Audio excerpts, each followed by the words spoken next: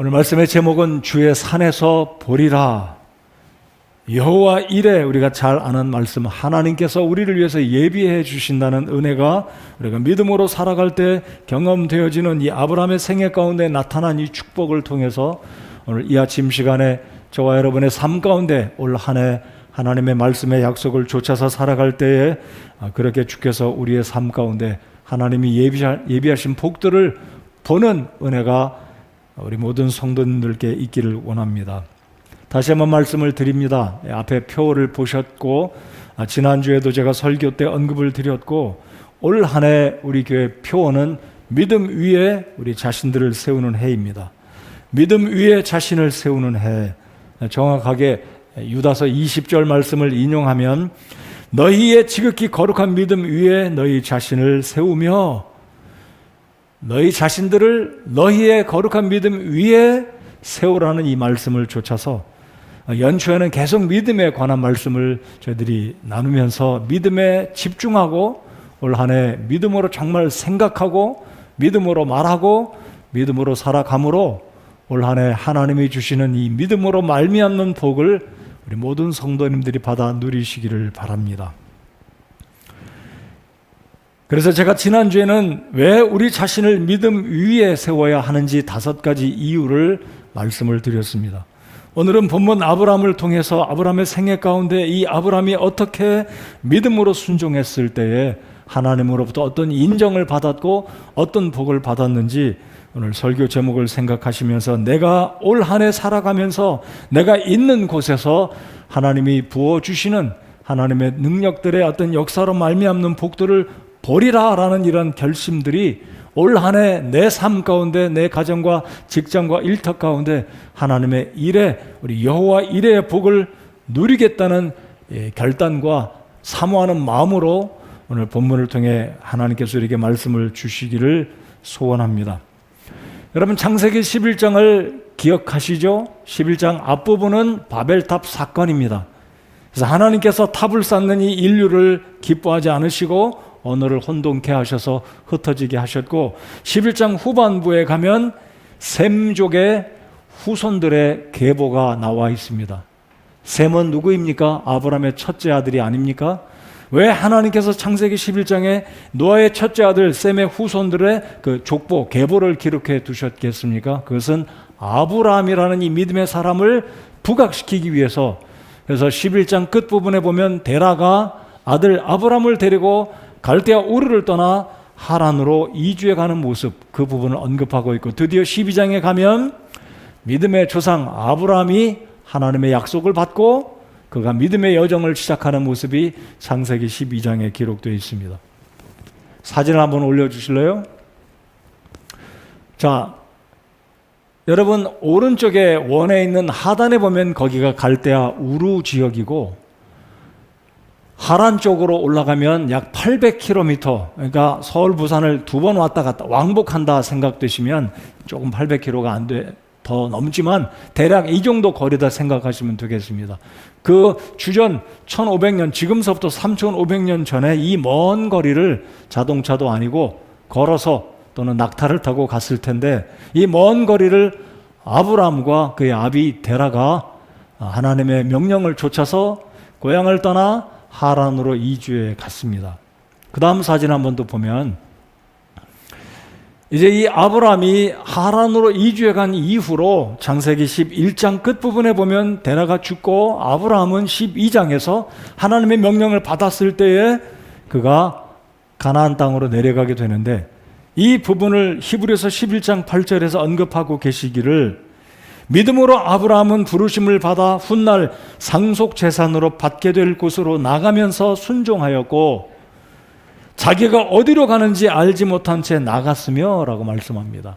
하나님께서 말씀하시지 않습니까? 내가 내게 지시할 곳으로 가라 그랬을 때 아브라함은 갈 바를 알지 못하고 나아갔습니다. 이것이 아브라함의 믿음이었습니다. 그래서 하란을 떠나 하나님이 약속하신 땅으로 하나님의 인도를 받고 나아갔을 때 결국 도착한 곳이 가나안 땅이었습니다.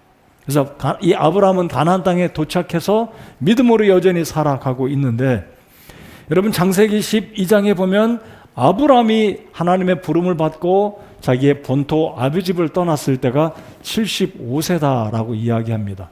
물론 아브라함의 나이는 오늘날 나이를 적용해 본다면 차이가 있겠다고 생각됩니다. 왜냐하면 아브라함은 175세를 살았고 하나님의 부름을 받고 세상을 떠났기 때문에, 그렇다면 175세에서 75세의 나이를 대입해 본다면 아마 오늘 이 시대 우리들의 중년의 나이가 아니었을까. 그렇죠? 75세의 부름을 받고 100년을 더 살았으니까 오늘 이 시대로 적용한다면 40대 아니면 더 장수하는 연령이 얼마인지는 모르겠지만 아무튼 중년의 때에 아브라함이 부름을 받고 어디로 가야 할지는 모르지만 믿음으로 하나님의 인도를 받고 나아갔다라는 것입니다.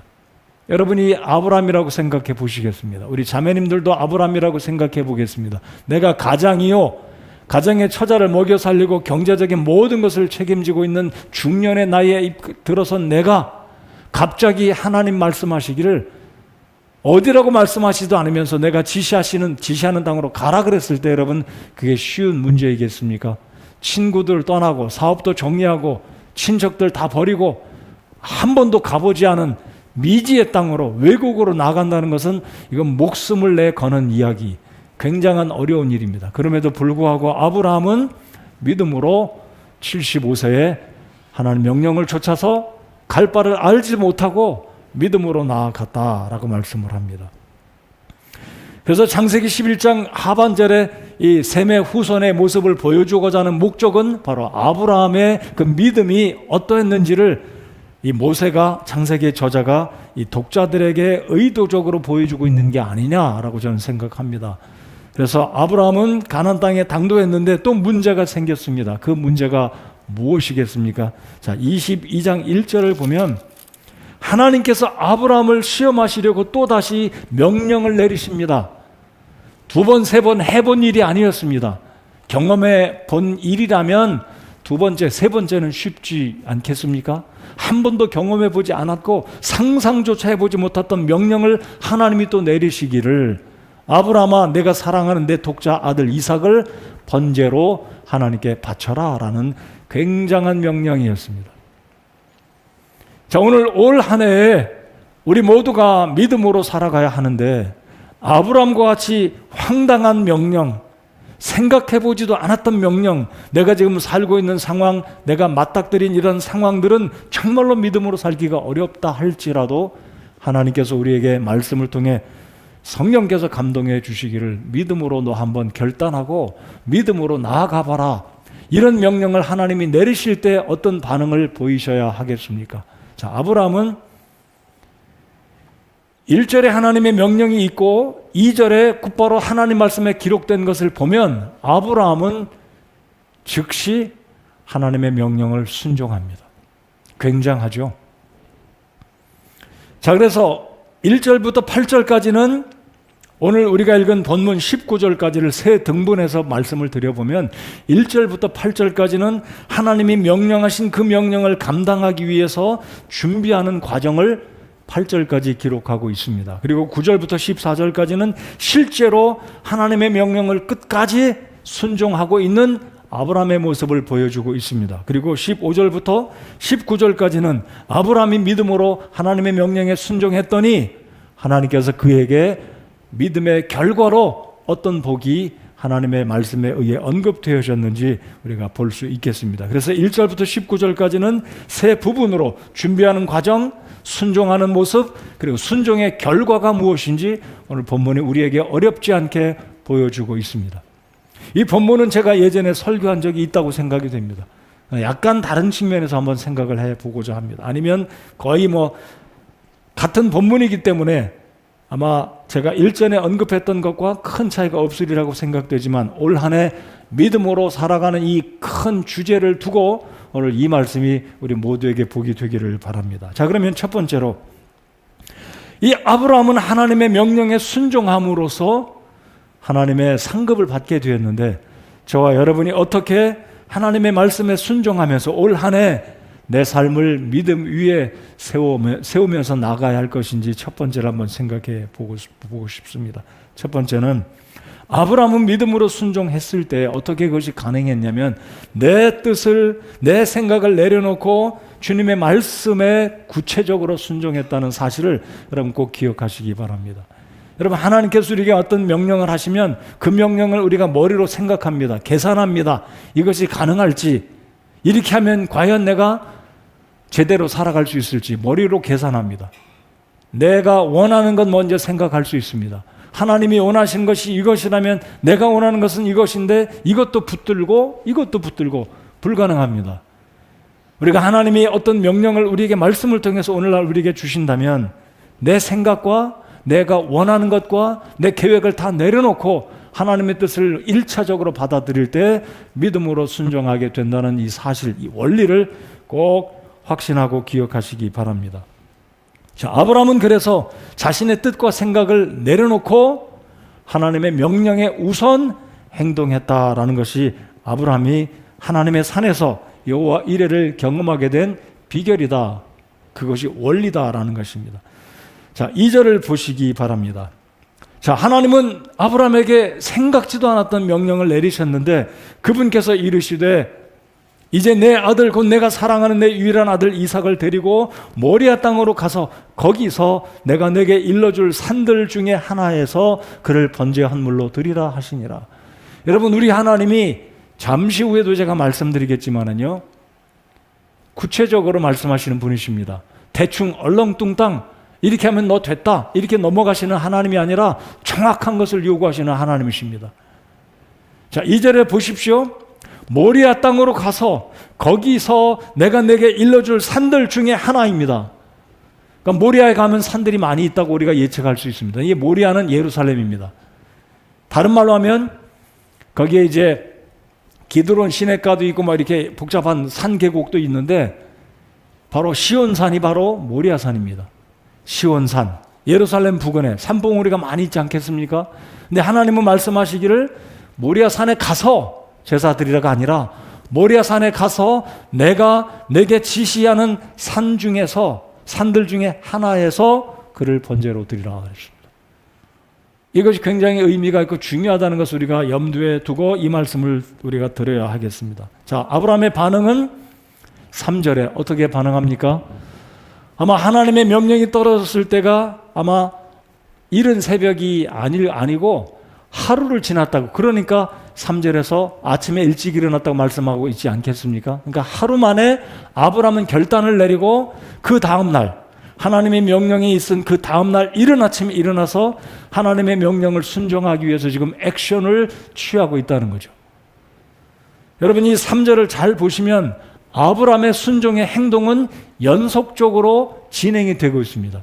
이것이 창세기를 기록한 모세의 성령의 감동을 입은 모세가 기록한, 아니 더 자세하게 말씀드리면 하나님께서 저와 여러분에게 이 말씀을 읽을 때 이런 방식으로 하나님의 명령에 순종하라는 의미로 이런 구절들로 기록되었다라고 저는 믿습니다. 자, 3절을 잘 보십시오. 여러분 눈으로 보십시오. 지금 아브라함의 행동은 반복적으로 지속되는 하나님의 명령에 순종하기 위한 연속적인 반응으로 3절이 기록되어 있습니다. 보시기 바랍니다. 아침에 일찍 일어나 안장을 얹고 그 다음에 2명과 자기 아들 이삭을 데리고 번제물에 쓸 나무를 쪼개어 가지고 일어나 하나님께서 자기에게 말씀해 주신 곳으로 갔더라. 자, 일어나 안장을 얹고 나무를 쪼개고 그리고 아들을 데리고 하나님께서 말씀하신 곳으로 갔더라. 동작의 연속이 이게 기록된 이 구절의 의미는 아브라함은 갈등하지 않고 하나님께 묻지 않고 불평하지 않고 그 엄청난 명령이 떨어졌을 때 곧바로 순종하고자 아침에 일찍 일어났고 연속적으로 하나님께 자신의 순종을 보여주고 있다는 것입니다. 자, 우리가 하나님 앞에 믿음으로 살기 위해서는 내 생각과 내 뜻을 내려놓아야 합니다. 여러분, 아브라함이 충분히 생각하고 계산할 수 있지 않았었겠습니까? 아브라함이 어떻게 생긴 아들입니까? 그럼 잘 아시잖아요. 어떻게 얻은 아들이에요? 100살 돼서 가까스로 얻은 아들인데, 여러분 머리로 생각하면 이 아들을 번제로 죽이면 아니 하나님의 약속이 어떻게 될까? 하나님의 약속이 어떻게 이루어지겠습니까? 네, 아브라함은 자신의 생각도 내려놓고 하나님의 명령에 쫓아서 그대로 계속해서 지금 순종을 이루어가는 연속적인 그의 순종의 자세를 3절에서 말씀하고 있다는 것입니다. 자, 2절 하반절과 3절 하반절을 비교해 보시기 바랍니다. 자, 2절 하반절에 내가 내게 일러줄 산들 중에 하나에서 그를 번제 헌물로 드리라 하시니라. 그런데 3절 하반절에 하나님의 말씀이 어떻게 기록되어 있습니까? 3절 하반절을 보십시오. 하나님께서 자기에게 말씀해 주신 곳으로 갔더라 그랬습니다. 여러분, 우리가 하나님께 순종하려면 내가 원하는 방법이 아니라 하나님의 방법에 의해서 순종해야 그 순종이 진짜로 가치 있고 의미 있는 하나님을 기쁘시게 하는 순종이라고 믿습니다.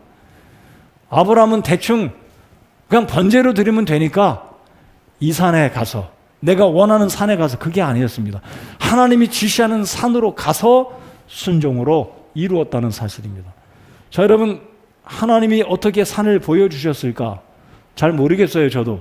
그러나 제 생각으로는 이러지 않았을까? 제 생각이 틀릴 수도 있습니다. 여러분, 어느 날 가끔가다 보시면 하늘에 구름 사이를 뚫고 빛이 쫙 내려 쪼이는 특별한 광경들을 보시지 않았습니까?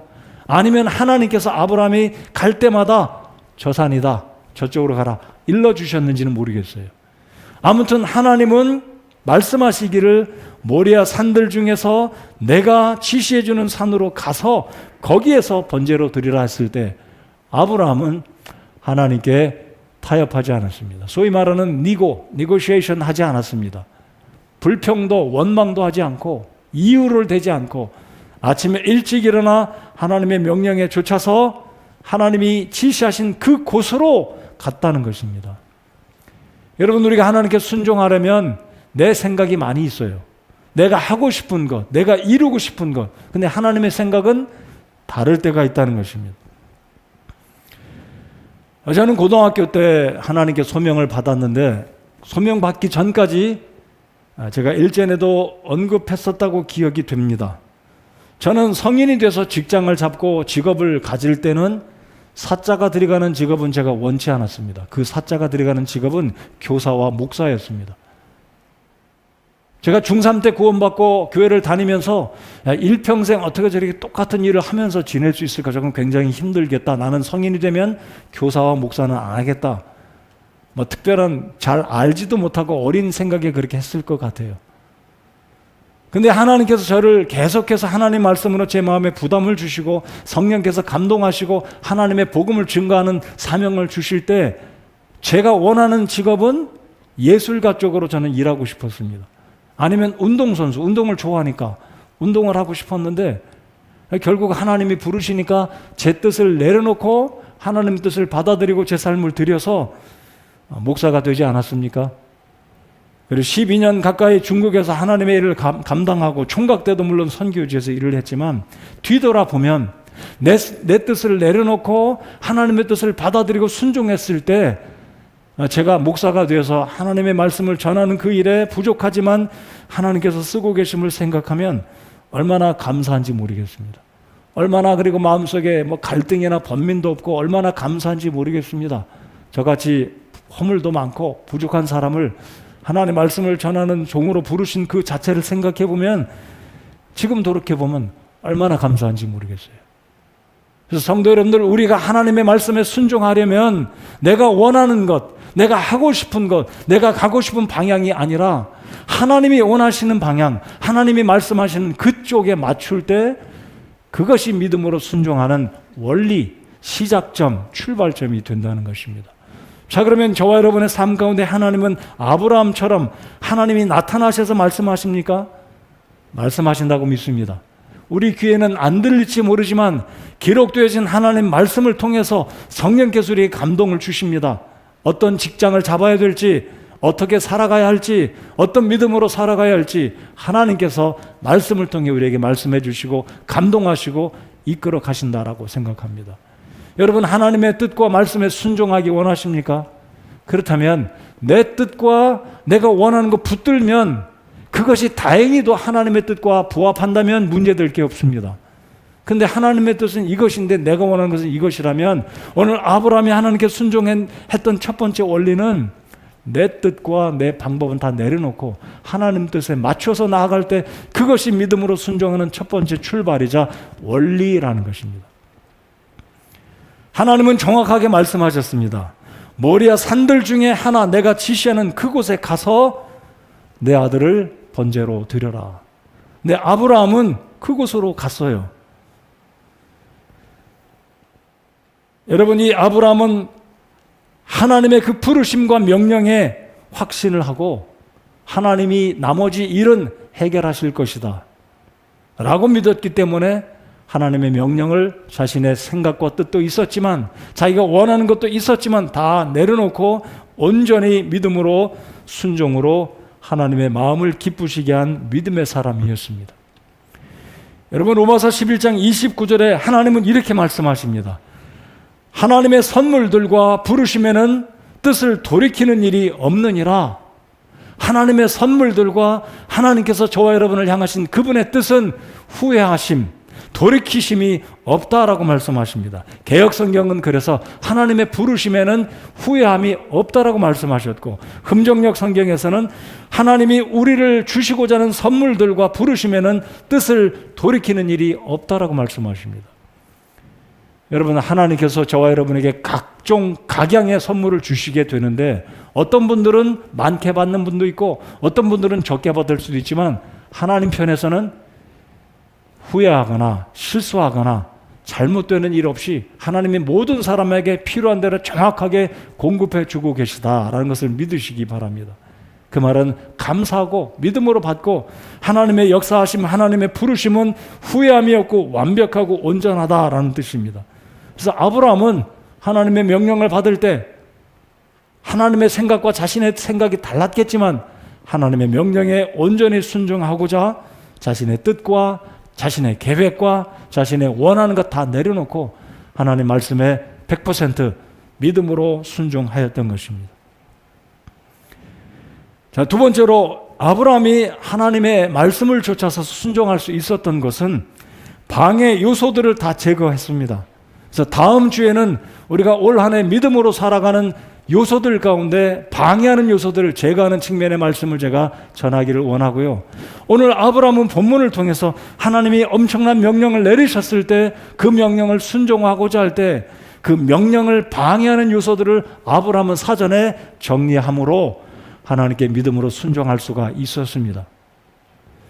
여러분, 남자들은 일반적으로 여자들의 말을 잘 듣습니다. 특별히 남편들은 아내의 말을 잘 듣습니다. 나이가 들수록 아내의 말을 안 들으면 무식하거나 굉장히 용감한 사람입니다. 아내의 말을 잘 들어야 가정이 화목하잖아요. 남편 되신 우리 형제님들 인정하십니까? 잘못된 건 아니에요. 그렇지만 어떤 중요한 부분에 있어서는 아브라함은 아내의 말을 잘 들었던 사람이었습니다. 그런데 하나님께서 이삭을 번제로 드리라는 이 명령 앞에서는 본문을 잘 보면 아브라함은 아내와 만나서 얘기했다. 아내의 의견이 어떠했다. 이런 거 없어요.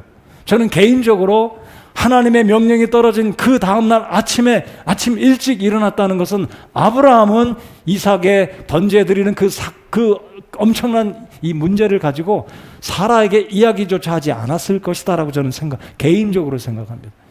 아침에 일찍 그냥 출발한 겁니다. 아들도 몰라요.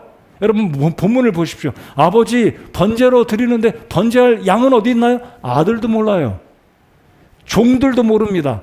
오직 아브라함만 하나님이 내게 명령하셨으니 이것은 사람들과 타협할 문제가 아니고 생각해 볼 문제가 아니고 하나님이 명령하시면 순종하겠다는 단호한 결정을 내리고 사람들과 이야기하지 않고 하나님께 그 믿음으로 순종으로 액션으로 옮기고 있는 그것이 바로 이 아브라함이라는 사실입니다. 그래서 우리가 두 번째로 생각해 봐야 될 것은 내가 올 한 해 믿음으로 살아가고자 할 때 어떤 요소들이 내 믿음을 흐트러뜨리고 방해한다면 그것 먼저 제거를 해야 올 한 해 내가 믿음으로 설 수 있지. 그 제거하지 않으면 실패할 겁니다. 근데 여러분, 우리의 삶 가운데는 사람이 때로 나를 방해합니다. 물질이 방해합니다. 이 세상의 일들이 나를 방해합니다. 때로는 친구가 나를 방해합니다. 아니, 가족들이 나를 방해합니다. 여러분, 그래서 아브라함은 하나님께 믿음으로 결단하기 위해서 사라하고도 이야기하지 않고 아침에 일찍 일어나 종들을 불러서 짐 싣고 출발한 겁니다. 그것도 자기가 원하는 곳이 아니라 하나님이 명령하신 그 산으로 간 거죠. 자, 아브라함은 그래서 사라에게 이 이야기를 논의하지 않고, 여러분 사라가 이 사실을 알면 길길이 난리를 치지 않겠습니까? 아니 여보, 지금 당신 정신이 제대로 된 거요. 내가 어떻게 이 아들을 낳았는데, 어떻게 이 아들을 키우고 지금까지 이 아들 하나 바라보고 왔는데.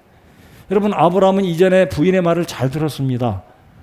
본인도 나이가 들고 사라가 이제 경수가 끊어지니까, 여보 우리가 기다렸다간 하나님의 약속 그거 불가능하니까 내 말 들으시오.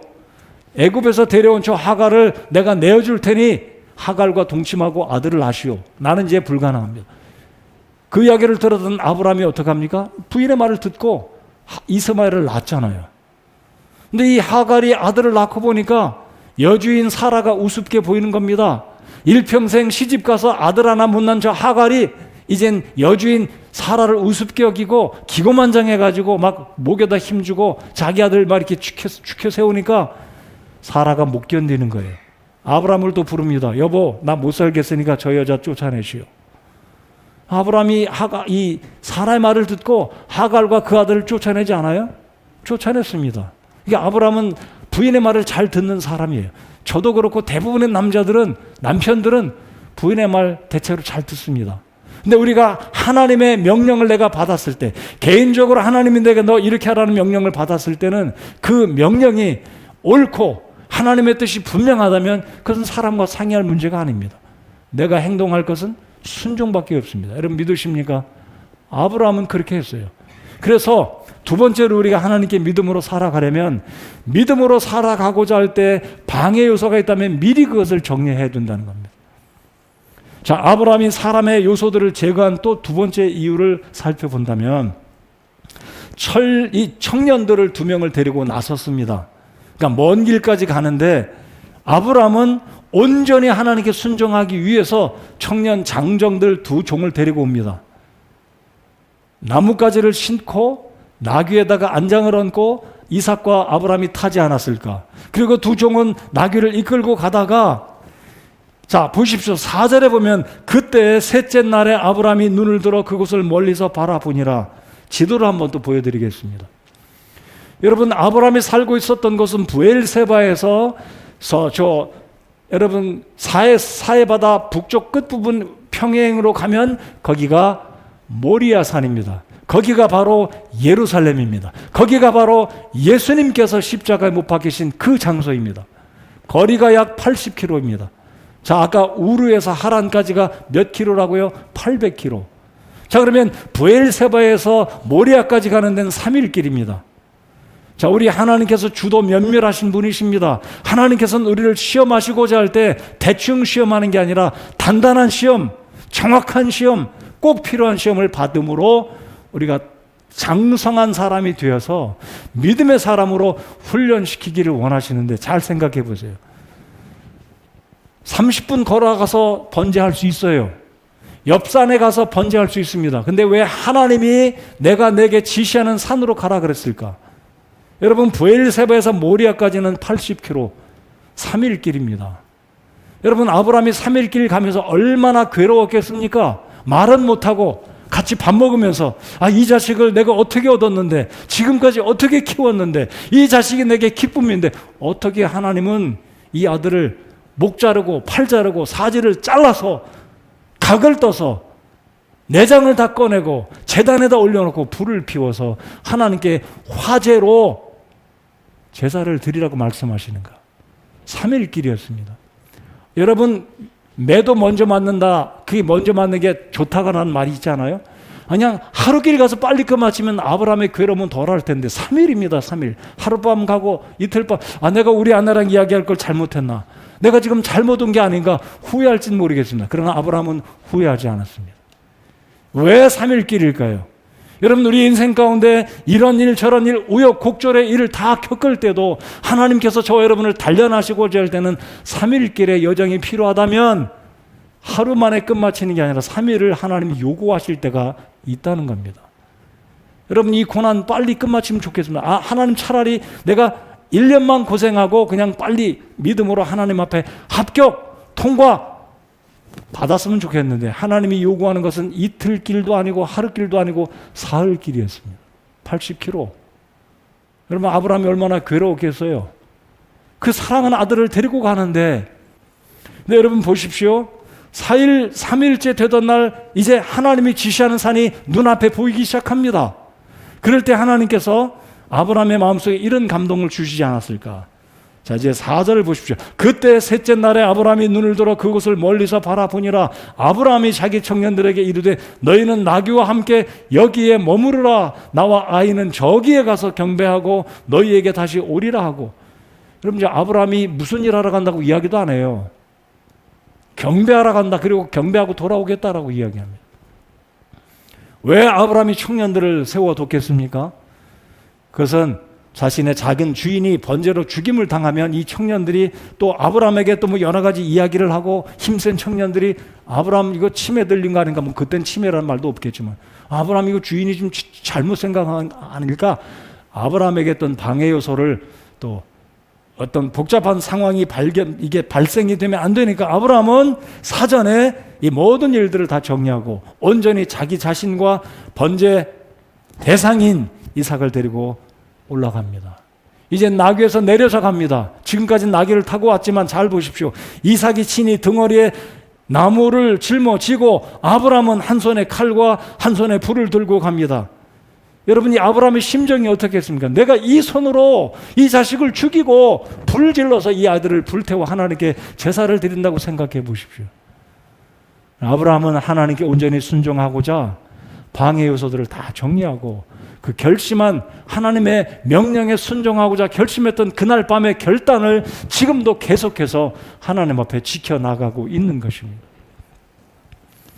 여러분 때때로 우리의 동료들이 세상의 친구들이 심지어 우리의 가족들이 믿음으로 사는 것에 방해 요소가 될 수 있다는 것 여러분이 인식하시기 바랍니다. 그것 때문에 때때로 우리가 의견의 일치가 안 될 때가 있어요. 어찌 보면 그것이 바람직한 일일 수 있습니다. 여러분 예수님이 뭐라고 말씀하셨는지 한번 들어보십시오. 마태복음 10장 36절에 예수님께서 이렇게 말씀하십니다. 사람이 자기 아버지를, 딸이 자기 어머니를, 며느리가 자기 시어머니를 대적하여 불화하게 하려고 내가 왔나니 사람의 원수들이 그의 집안에 속한 자들 이르랴. 원수가 자기 집에 있는 거예요. 왜 원수라고 말씀하십니까? 진리와 비진리가 공존할 수 없습니다. 물과 기름이 섞일 수 없듯이 나는 말씀을대로 살아가려고 하고 하나님을 기쁘시게 하려고 하는데 가족들의 일부는 안 된다고 이야기하니까 서로 원수가 되는 겁니다. 한 사람은 불신자요, 한 사람은 신자요. 갈등이죠. 예수님이 그래서 이렇게 말씀하신 겁니다.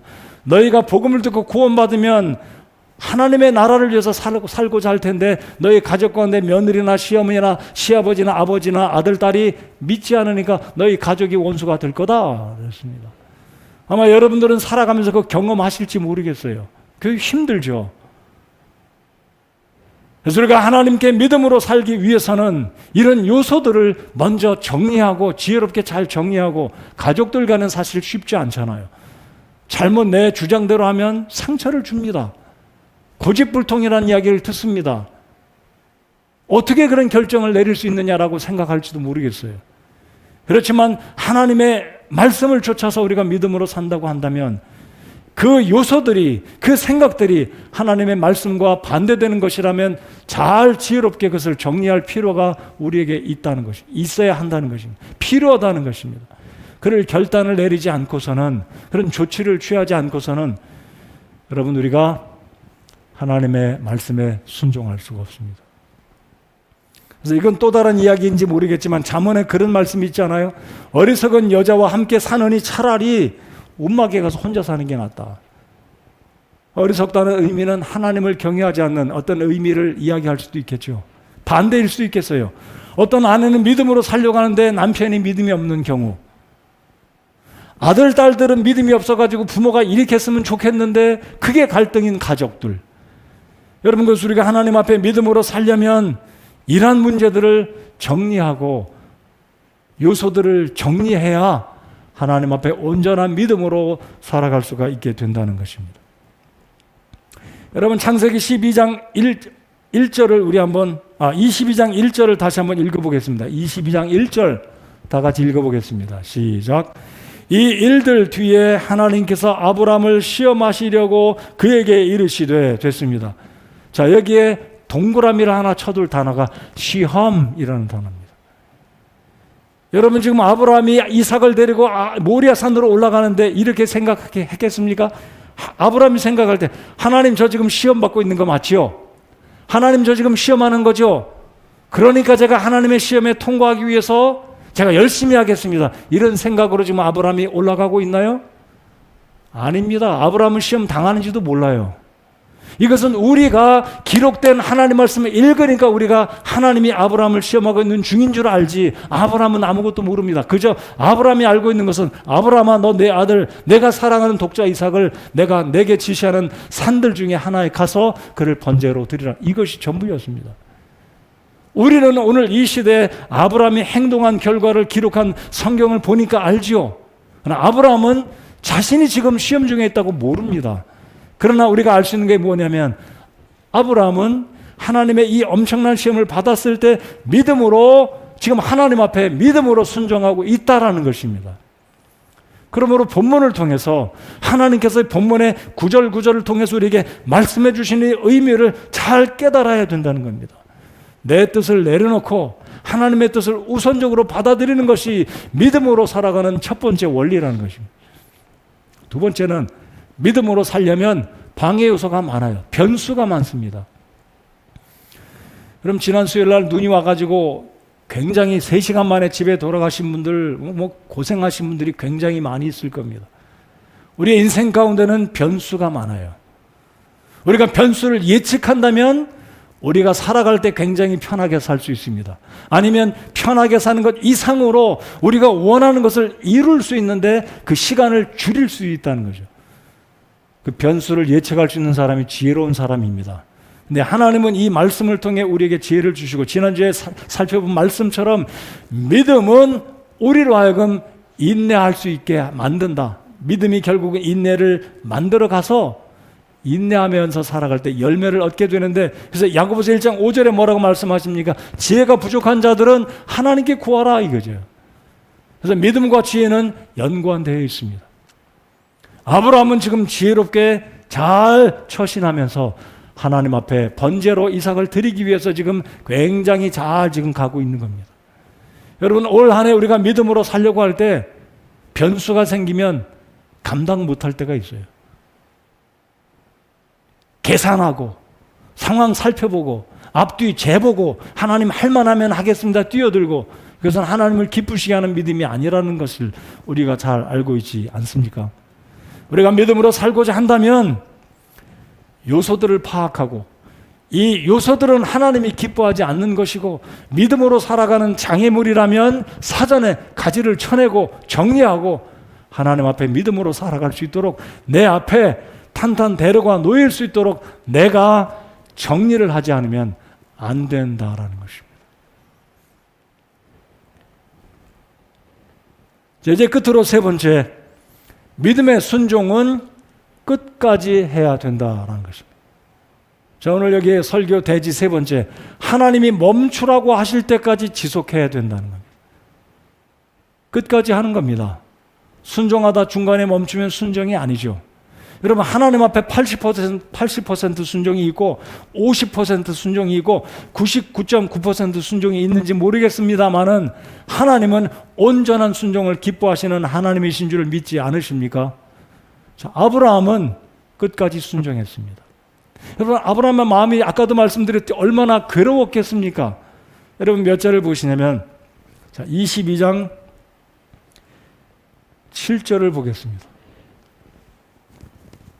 이삭이 자기 아버지 아브라함에게 말하여 이르되 내 아버지여 하니 그가 이르되 내 아들아 내가 여기 있노라 하매 그가 이르되 불과 나무를 보시거니와 번제한 물롯을 어린 양은 어디 있나이까 하니. 여러분 이삭의 지금 나이는 10대 중반을 넘어섰습니다. 그러니까 나무짐을 질 만한 체력도 되고 감당할 만한 이제 키도 된다는 거죠. 아브라함의 나이는 지금 얼마가 됐겠습니까?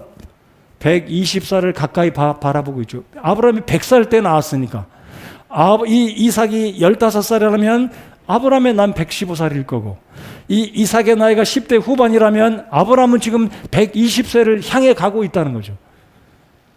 그러면 보십시오. 이삭이 모르겠습니까? 자기 아버지도 믿음의 사람이요, 믿음으로 살아왔고 1년에 몇 차례씩 제사를 드리는데, 이삭이 보아하니 하나님께 번제의 제사를 드리러 간다고 하는데 나무도 있고 칼도 있고 불도 있는데 양이 없어요. 어리석지 않다면 이삭이 이런 질문하는 게 당연하죠. 근데 아브라함이 뭐라고 대답을 하는지 우리 같이 한번 읽어보겠습니다. 8절 다 같이 읽겠습니다. 시작.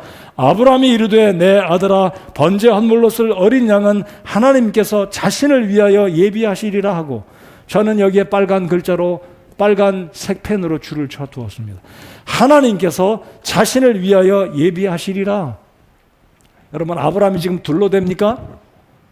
아브라함이 그냥 궁여지책으로 둘러댄다고 저는 생각하지 않습니다. 아브라함이 거짓말했다고 생각하지 않습니다. 그래서 아브라함은 진짜로 하나님께서 당신이 나에게 약속했다면 너의 후손이 하늘의 별들처럼 많을 것이요 내가 열방의 아비가 될 것이다. 아브람에서 아브라함으로, 저를 따라서 해보시겠습니까?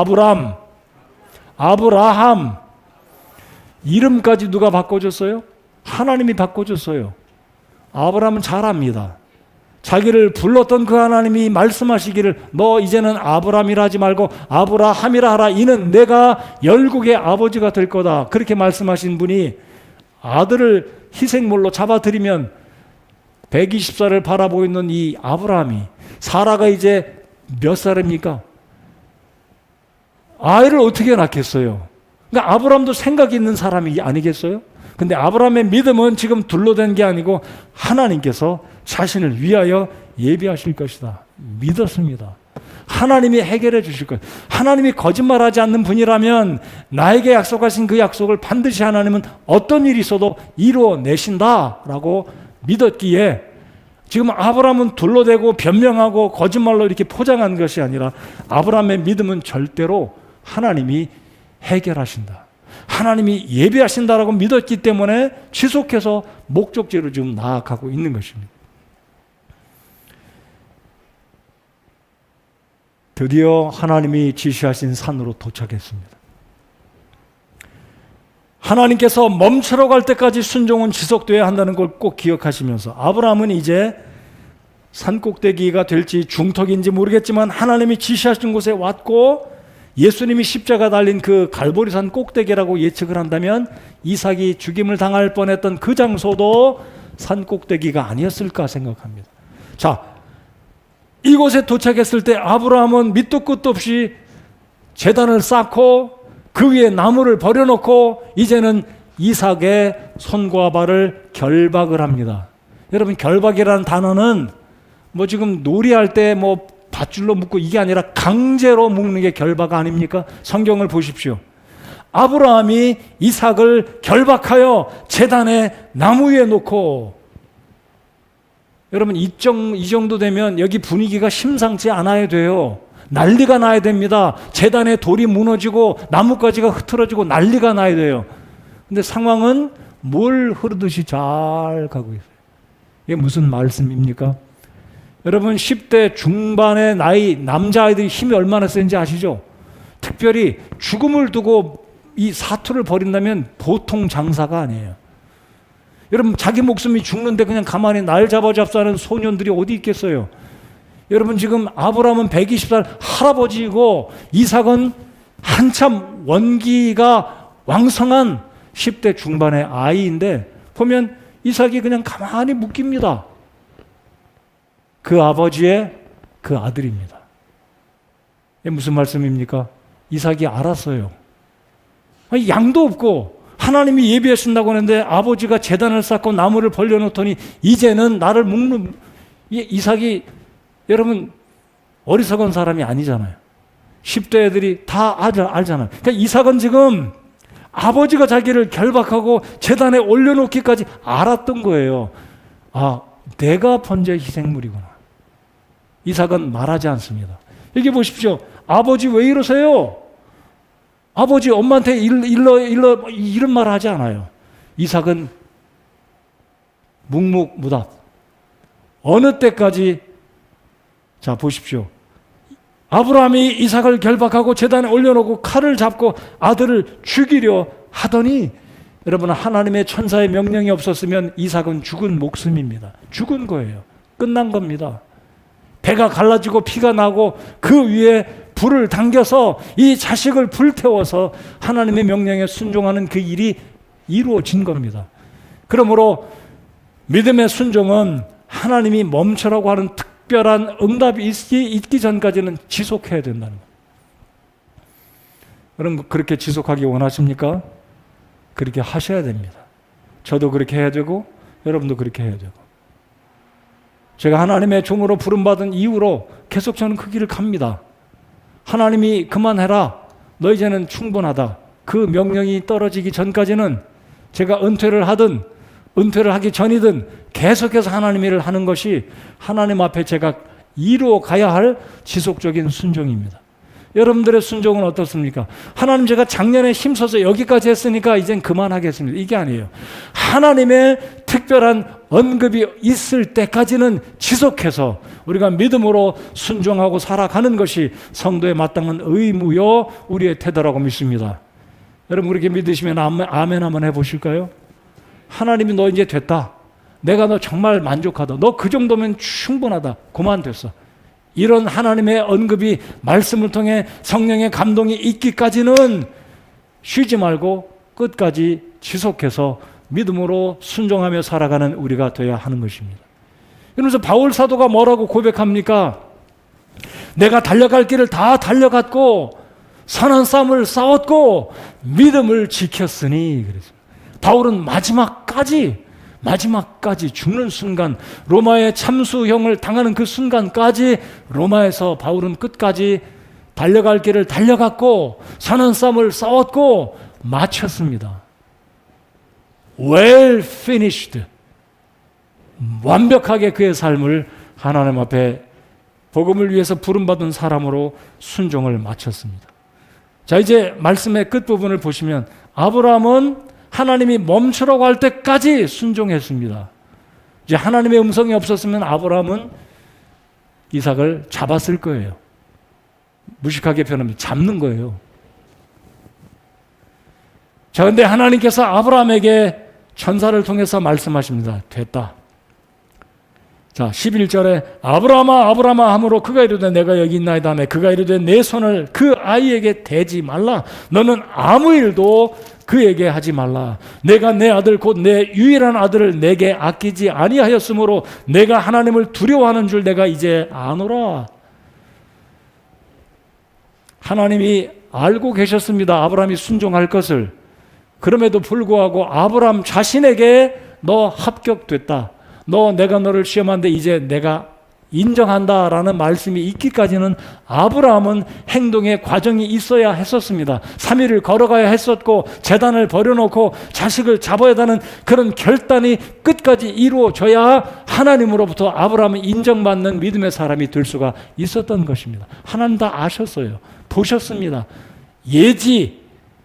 미리 보셨고 미리 아신 하나님은 아브라함이 그런 과정이 없이는 믿음의 사람으로 인정받을 수 없기 때문에 하나님은 기다리셨던 겁니다. 그러므로 사랑하는 성도 여러분들과 믿음으로 살아가고자 할 때 끝까지 순종해야 하는 것입니다. 하나님이 인정해 주실 때까지, 하나님이 보여주시는 그 믿음의 결과가 어떤 상급으로 축복으로 나타날 때까지 중도에서 포기하지 말고, 그렇게 할 때에 하나님의 인정이 있고 하나님의 복이 있다는 것을. 자, 그래서 이게 아브라함이 뭐라고 이야기합니까? 13절 우연이 아니라고 생각합니다. 13절 아브라함이 믿음으로 고백했던 결과가 13절에서 이루어집니다. 13절 다 같이 한번 읽겠습니다. 시작. 아브라함이 눈을 들어 살펴보니 보라, 뿔이 덤불에 걸린 순양 한 마리가 자기 뒤에 있으므로 아브라함이 가서 그 순양을 가져다가 자기 아들을 대신하여 번제 헌물로 드렸더라. 얼마나 놀랍습니까? 기가 막힌 방법으로 기가 막힌 정확한 때에 타이밍이 정확하지 않습니까? 이삭이 죽을 뻔했지만 하나님이 살려주셨고 이제 내가 나를 더 경외하고 사랑하는 줄 알았다고 말씀하신 그 순간 아브라함의 눈에 순양이 발견됐습니다. 그래서 순양을 잡아서 이제 하나님께 번제를 드리면서 아브라함이 말하기를 14절 아브라함이 그곳에 이름을 여호와 이레라 하였으므로 이날까지 사람들이 이르기를 주의 산에서 그것을 보리라 하니라. 저를 따라서 해 주시기 바랍니다. 주의 산에서 그것을 보리라. 올 한 해 여러분들이 믿음으로 순종하며 끝까지 믿음으로 살아가고자 할 때 하나님께서 여러분에게 보여주시는 복들이 있기를 정말 저는 소원합니다. 주의 산에서 그것을 보리라. 다른 데가 아닙니다. 어디에서요?